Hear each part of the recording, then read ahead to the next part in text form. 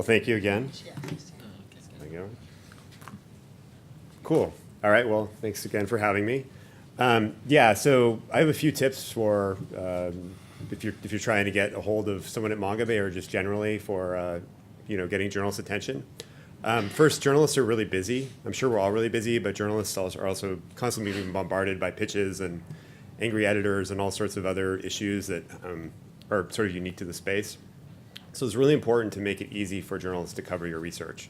So really helpful, a lot of journalists, well, not journalists here, but I mean just generally a lot of journalists will work off a press release as a kind of a starting point or something that gets their attention in the first place. So if you can, it's important to develop a press release for your research. So whether you do that yourself or whether your institution does it, it's super helpful for a journalist as a starting point. It's good to include quotes that people can understand, so non-technical. So again, explain it to me like the drunk guy in the bar sort of thing. Putting it in context, so why does this matter? Why do we care about this barnacle being discovered? Maybe there's the health aspect, or it's some sort of thing on ship transportation, something like that. You should also always think about your audience. So who is the journalist you're pitching? Do they write about your kind of work? Do they care about it? But also think about who reads that publication. Especially now with social media and so much being on the internet, it can be very helpful to think about photos and graphs and things like that to illustrate your work. So if you come to a journalist with some really amazing photos, sometimes they'll say, okay, well, I'm not. These photos are amazing, so I need to figure out a way to sort of generate a story around this. So it can really help you if you come with additional collateral beyond just handing a scientific paper to somebody. And also, again, this is making life easy for a journalist. If you're sending an email or something like that, include a citation for your work so they can find it. Second thing is being responsive. So it's really annoying if I'm contacted by a journalist or contacted by a researcher and I want to do a story, but then the researcher doesn't respond to me. So the researchers who often get a lot of press coverage are people who are very responsive and they know how to communicate in non-technical ways with a scientist.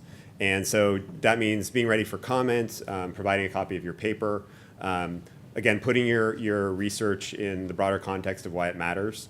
And again, just as a reminder, journalists are very busy. Journalists also don't necessarily have full control over what they're publishing. They often have to sell their story to an editor. So you could have a great story. The journalist could be really into your story, but the editor doesn't care. So you can get 2/3 of the way there, but then it won't get published because the story hasn't been sold to the editor. So think about what you can do to help that journalist sell your story to an editor.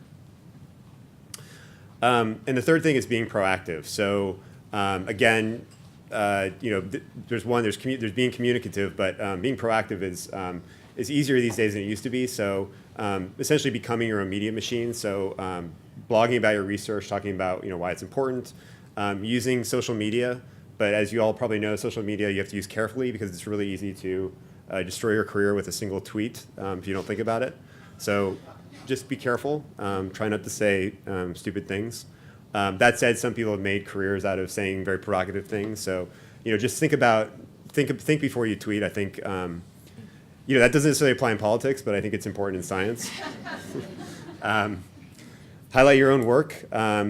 Try to be relevant. So if there's some major thing happening in the world, some news story or a major new study coming out and it's not yours, you can still be a resource because often a journalist will look for a second comment from an outside party, or there's an earthquake in Haiti and they want to know about earthquakes, and so you can be there if you're blogging or putting information out there. A journalist might reach out to you as being an expert on the issue.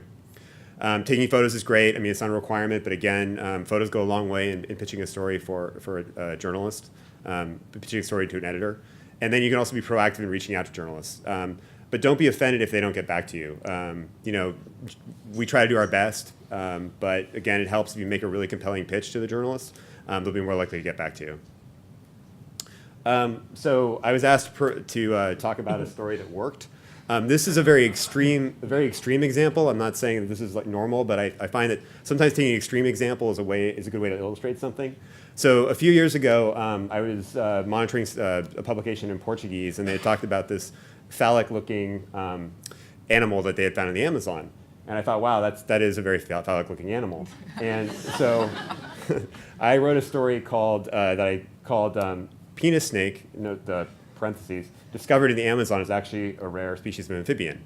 And so the purpose of doing this story was actually to highlight dams. Right, it's not even a snake.